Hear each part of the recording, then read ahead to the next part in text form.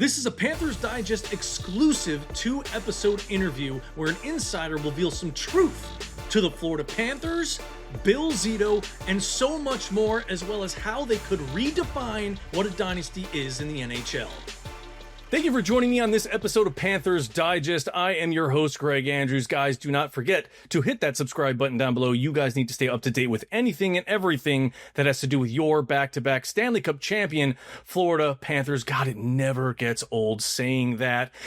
Well, on this episode, it is a very special one because I have a very big guest. He is an Emmy award-winning host on ESPN. He has hosted SportsCenter. He's been an anchor on SportsCenter, He has hosted Inside the Crease. He has done many contributions for so many different professional sports, from the NFL, NBA, UFC, MLS, you name it. He has pretty much done it. He is also a member of Mensa International, and he's a dual official video game world record holder in NHL PA 93 and NHL 96 on Sega Genesis. And one thing that he has done a couple of years ago, and I loved watching this video, he gave his experience as being one of the only Muslim broadcasters in sports, center, and hockey in that industry. So big ups to him. He is Arda Okal. Arda, thank you so much for joining me. I really do appreciate your time. Thank you again. Greg, very happy to be on the show. I owe you dinner for the intro. It's a heck of an intro, man. I appreciate that. My pleasure. We got connected through Gus Ramsey, who's someone I dearly respect, and I was a client of his for a long time as well. He has helped me a lot in my career, and I know that he has helped you along in yours as you begin yours as well. So any friend of Gus is a friend of mine, and I'm happy to be on the show. Of the back-to-back reigning Stanley Cup champs. Yeah, like I said, it doesn't get any better saying it.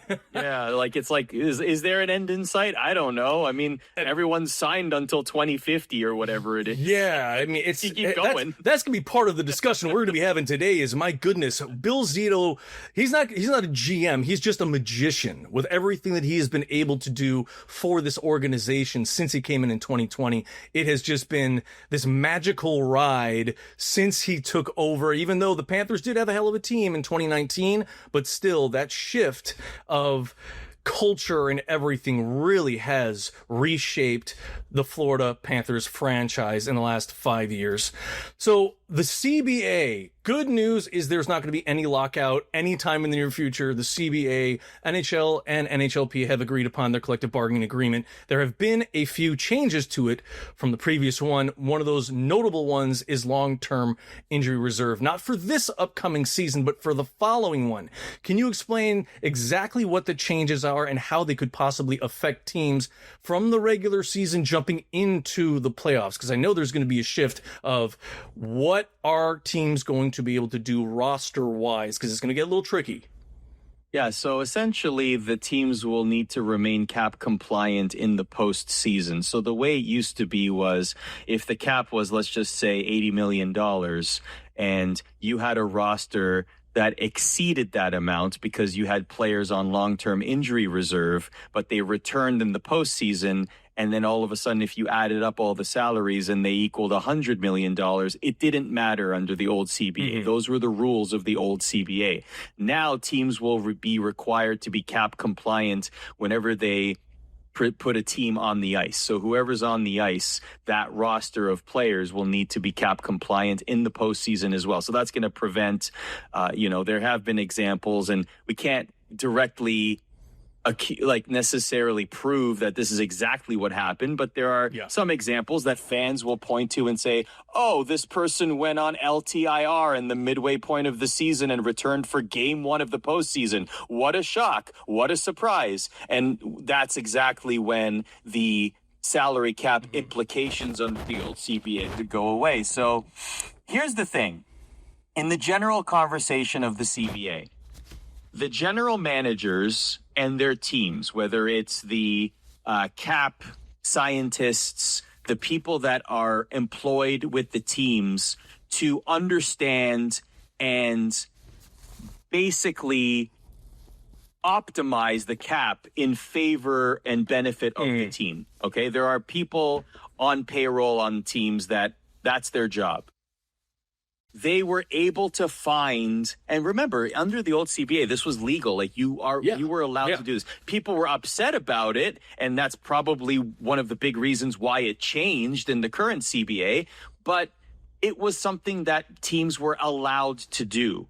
GM Bill Zito knows something that other GMs don't, and that's what I'm trying to ask you. What is it about him that gives him this, I wouldn't say necessarily an upper hand, but just has made him look like he should have been GM of the year? And I think he kind of missed out on the Jim Gregory Award, but Jim Neal's great, don't get me wrong, but I still think that he deserved a little bit more credit where credit's due for what he's done with this roster, and three consecutive Stanley Cup Finals, President's Trophy, back-to-back championships.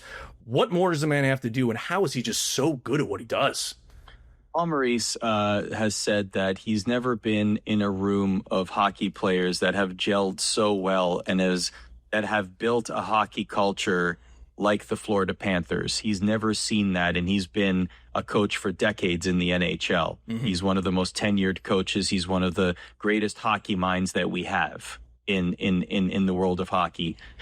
And for him to say something like that carries a lot of weight and is very special. And that certainly has a lot to do with the general manager finding the right pieces to put into that locker room on and off the ice. And I look at a guy like Brad Marchand. I don't think it's fair to call him a mercenary anymore. No way. Because he's going to stay with the Florida Panthers.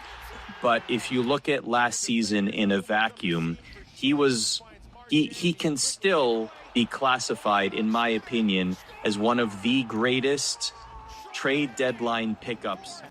Are the Panthers pretty much the team to beat, not just next year, but possibly for the next 5+ years, because of the way these contracts are built, and because they're not spending $14 million on a player, $12 million on a player? Because I was going through some teams like Toronto, the Rangers, Edmonton, Vegas, Tampa Bay. I mean, Edmonton has it hard because they have 4 players that are taking up almost 50% of their salary this year. And that's going to hurt them when it comes playoff time, because how are you going to field a deeper roster when you have to go into the playoffs and be cap compliant? So do you think that Florida Panthers are going to be the team to beat for the foreseeable future, not just this upcoming season, because of this? If the output remains the way it was the last 3 seasons, yes. Will it remain like that? No, there's going to be regression. So we can't rely on this team to be as good in 5 years as they are now. However, the Florida Panthers and Bill Zito, to your point, have also shown that they know how to tinker with the roster to make it even better than it has been. Seth Jones and Brad Marchand were terrific pickups. Clearly, players want to stay in Florida. I'm not so much buying into the whole talk about the tax situation. I was going to get to that later. There was a long time that the Florida market was something that people did not want to go to because it was just simply a bad team, and they wanted to go elsewhere.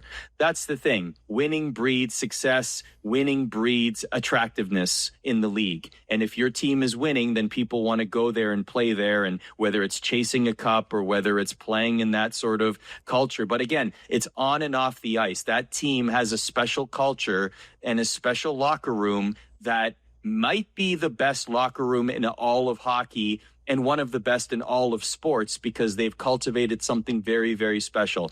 Brad Marchand, just to go back to him for a second. Oh, please. On the ice, he's had his moments. He's had his signature moments, overtime winners, breakaway goals, contributing in Game 7s. He had a legendary run with the Panthers on the ice.